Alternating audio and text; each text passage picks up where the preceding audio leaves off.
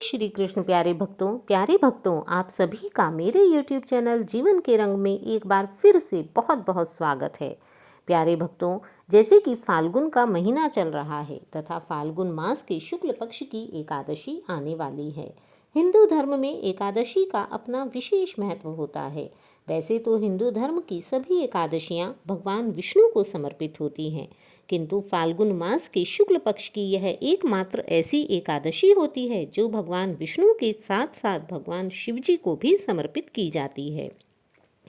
कहते हैं कि इस दिन भगवान शिव जी माँ पार्वती के साथ गोना कराकर काशी विश्वनाथ वापस लौटे थे। यह तथा उनकी खुशी में काशी के सभी भक्तों ने रंग गुलाल इत्यादि उड़ाकर भगवान भोलेनाथ का स्वागत किया था। इसीलिए इस एकादशी को रंग भरी एकादशी भी कहा जाता है। इस दिन भगवान श्री हरि विष्णु की आंवले से पूजा की जाती है। उन्हें आंवले का उबटन लगाया जाता है तथा आंवले का भोग लगाया जाता है। यही कारण है कि इस दिन को हम आम्लकी एकादशी भी कहते हैं। कहते हैं कि जो भी भक्तगण इस दिन पूर्ण श्रद्धा भाव के साथ व्रत एवं पूजन करते हैं, भगवान विष्णु तथा भगवान शिव का एक साथ पूजन करते हैं, उन सभी की सारी मनोकामनाएं प्रभु पूर्ण करते हैं। कहते हैं कि इस दिन भगवान शिव और माता गौरा अपने गणों के साथ रंग गुलाल से होली खेलते हैं। यह दिन भगवान शिव और माता गौरी के वैवाहिक जीवन में बहुत ही महत्व रखता है। इस दिन काशी में बाबा विश्वनाथ का विशेष श्रृंगार किया जाता है। उनको दूल्हे के रूप में सजाया जाता है। इसके बाद बाबा विश्वनाथ जी के साथ माता गौरी का गोना कराया जाता है। मान्यता है कि इस दिन भगवान शिव जी माता पार्वती को लेकर पहली बार काशी में आए थे। अतः उनके भक्त इस दिन माता शिव जी भगवान शिव तथा माता पार्वती जी की विशेष पूजा करते हैं। कहते हैं कि इस एकादशी पर श्री हरि विष्णु के साथ साथ जो भी भक्तगण भगवान भोलेनाथ और माता पार्वती की पूर्ण श्रद्धा भाव से पूजा अर्चना करता है, उनका वैवाहिक जीवन सदैव सफल रहता है। उनके वैवाहिक जीवन में कभी किसी भी प्रकार की कोई परेशानी नहीं आती है। इसीलिए भक्तों को पूर्ण श्रद्धा भाव के साथ इस दिन व्रत अवश्य ही करना चाहिए तथा इस शुक्ल पक्ष की एकादशी की कथा का श्रवण भी अवश्य ही करना चाहिए। तो आइए सुनते हैं शुक्ल पक्ष एकादशी रंग भरी एकादशी की पौराणिक कथा। मानधाता कहते हैं कि हे वशिष्ठ जी, यदि आप मुझ पर कृपा करें तो किसी ऐसे व्रत की कथा कहिए जिससे मेरा ही नहीं अपितु समस्त संसार का कल्याण हो। तब महर्षि वशिष्ठ अत्यधिक प्रसन्न हुए और मंद मंद मुस्कुराते हुए बोले, हे राजन, सब व्रतों में उत्तम और अंत में मोक्ष देने वाली आम्लकी एकादशी के व्रत की कथा का मैं तुमसे वर्णन करता हूँ। यह व्रत एकमात्र ऐसा व्रत है जो सभी प्राणियों को क्षण भर में मोक्ष की प्राप्ति कराने की सामर्थ्य रखता है।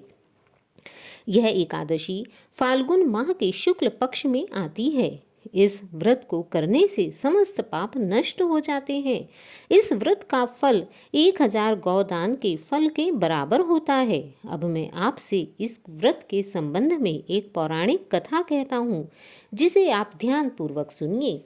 एक वैदिश नाम का नगर था जिसमें ब्राह्मण, क्षत्रिय, वैश्य, शूद्र चारों वर्ण के व्यक्ति आनंद सहित रहा करते थे। उस नगर में सदैव वेद ध्वनि गूंजा करती थी तथा पापी, दुराचारी तथा नास्तिक उस नगर में कोई भी नहीं था। उस नगर में चैत्ररथ नाम का एक चंद्रवंशी राजा राज्य करता था। वह राजा अत्यंत विद्वान तथा धार्मिक था। उस नगर में कोई भी व्यक्ति दरिद्र व कंजूस नहीं था। सभी नगरवासी विष्णु भक्त थे और बालक, वृद्ध, स्त्री, पुरुष सभी व्यक्ति पूर्ण श्रद्धा भाव के साथ एकादशी के व्रत का पालन किया करते थे। उस समय फाल्गुन मास के शुक्ल पक्ष की आम्लकी एकादशी आई, जिसे लोग रंगभरी एकादशी के नाम से भी जानते हैं। उस दिन राजा, प्रजा तथा बाल वृद्ध सभी ने हर्षपूर्वक उस व्रत को किया तथा पूर्ण श्रद्धा भाव के साथ भगवान विष्णु और भगवान शिव का पूजन किया।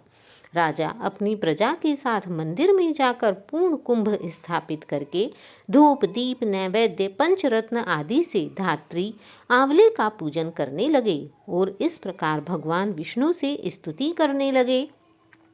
हे धात्री, तुम ब्रह्म स्वरूपा हो, तुम ब्रह्मा जी द्वारा उत्पन्न हुए हो और समस्त पापों को नाश करने वाले हो। तुमको नमस्कार है। अब तुम मेरा अर्घ्य स्वीकार करो। तुम श्री रामचंद्र जी द्वारा सम्मानित हो। मैं आपकी प्रार्थना करता हूँ, अतः आप मेरे समस्त पापों का नाश करो। उस मंदिर में सभी ने इस प्रकार भगवान विष्णु एवं भगवान शिव का पूजन किया तथा उनका पूजन करते हुए पूर्ण रात्रि जागरण किया। रात के समय वहाँ एक बहेलिया आया जो अत्यंत पापी और दुराचारी था। वह अपने कुटुंब का पालन जीव हत्या करके किया करता था। भूख और प्यास से अत्यंत व्याकुल वह बहेलिया इस जागरण को देखने के लिए मंदिर में एक कोने में आकर बैठ गया और भगवान विष्णु तथा एकादशी महात्म्य की कथा को सुनने लगा। इस प्रकार अन्य मनुष्यों की भांति उसने भी सारी रात जागकर बिता दी। उस मंदिर में भगवान विष्णु का जागरण करने से उस बहेलिये के अंदर भी धर्म की भावना प्रकट हो गई तथा वह भगवान विष्णु का पूर्ण श्रद्धा भाव के साथ स्मरण करने लगा। प्रातःकाल होते ही सभी लोग अपने घर चले गए। तब वह बहेलिया भी अपने घर चला गया। घर जाकर उसने भोजन किया तथा भगवान विष्णु का ध्यान करने लगा।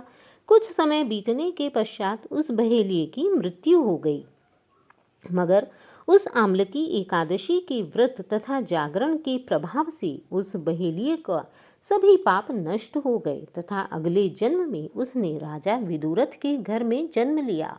उसका नाम वसुरथ रखा गया। युवा होने पर वह अपनी चतुरंगिणी सेना के सहित तथा धन धान्य से युक्त होकर 10,000 ग्रामों का पालन करने लगा। वह उस व्यक्ति पर भगवान विष्णु की बहुत ही असीम कृपा थी। वह तेज में सूर्य के समान, कांति में चंद्रमा के समान, वीरता में भगवान विष्णु के समान और क्षमा में पृथ्वी के समान था। वह अत्यंत धार्मिक, सत्यवादी, कर्मवीर और विष्णु भक्त हुआ। वह अपनी संपूर्ण प्रजा का समान भाव से पालन किया करता था। इस समय वह इतना धार्मिक था कि दान देना उसका नित्य कर्तव्य बन गया था।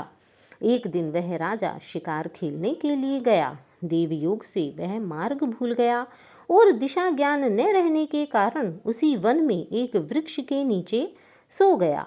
थोड़ी देर बाद उस वन में उस पहाड़ी पर कुछ मलेच्छ लोग वहां पर आ गए और राजा को अकेला देखकर मारो मारो ऐसा शब्द करते हुए राजा की ओर दौड़ने लगे। वे मलेच्छ कहने लगे कि इसी दुष्ट राजा ने पूर्व जन्म में बहेलिये के रूप में हमारे माता पिता पुत्र पौत्र आदि अनेक संबंधियों को मारा है और देश से निकाल दिया है, अतः इसको अवश्य ही मारना चाहिए। ऐसा कहकर वे मलेच्छ उस राजा को मारने के लिए दौड़े, किंतु वह राजा तो अत्यंत गहन निद्रा में सो रहा था। तब उन मलेच्छों ने अनेक प्रकार के अस्त्र शस्त्र उसके ऊपर फेंके। वे सब अस्त्र शस्त्र राजा के शरीर पर गिरते ही नष्ट हो जाते थे और उनका वार पुष्प के समान प्रतीत होता। अब उन मलेच्छों के अस्त्र शस्त्र उल्टा उन्हीं मलेच्छों पर प्रहार करने लगे, जिससे वे सभी मूर्छित होकर वहां गिरने लगे। उसी समय राजा के शरीर से एक दिव्य स्त्री उत्पन्न हुई। वह स्त्री अत्यंत सुंदर होती हुई भी उसकी भ्रुकुटी टेढ़ी थी। उसकी आंखों से लाल लाल अग्नि निकल रही थी, जिससे वह दूर से ही काल के समान प्रतीत होती थी। वह स्त्री मलेच्छों को मारने के लिए दौड़ी और थोड़ी ही देर में उसने सभी मलेच्छों को काल के गाल में पहुंचा दिया, अर्थात उन्हें मार डाला। जब राजा सोकर उठा तो उसने मलेच्छों को मरा हुआ देखा।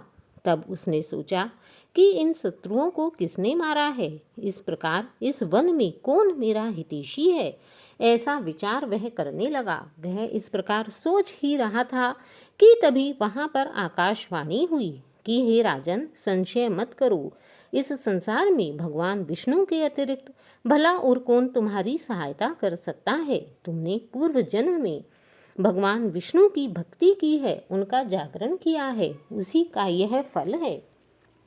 तब इस आकाशवाणी को सुनकर वह राजा अत्यंत प्रसन्न हुआ और अपने राज्य में आ गया तथा भगवान विष्णु की भक्ति करते हुए सुखपूर्वक राज्य करने लगा। तब महर्षि वशिष्ठ बोले कि हे राजन, यह आम्लकी एकादशी के व्रत का प्रभाव था। जो भी मनुष्य इस आम्लकी एकादशी का व्रत करते हैं उनके सभी कार्य सफल हो जाते हैं तथा वे अंत में मोक्ष को प्राप्त करते हैं। जो भी व्यक्ति शुक्ल पक्ष की एकादशी के दिन व्रत करता है तथा इस पौराणिक कथा को सुनता है उसके सभी पाप नष्ट होते हैं तथा उसके सभी मनोरथ पूर्ण हो जाते हैं। जय श्री कृष्ण। तो प्यारे भक्तों, यह है शुक्ल पक्ष एकादशी की पौराणिक कथा। तो आपको यह कथा कैसी लगी? यदि आपको यह कथा अच्छी लगी हो तो प्लीज़ इस वीडियो को लाइक कीजिए, मेरे चैनल को सब्सक्राइब कीजिए और हाँ, इसके कमेंट बॉक्स में जय श्री कृष्ण, जय भगवान भोलेनाथ लिखना ना भूलिए। तब तक के लिए राधे राधे।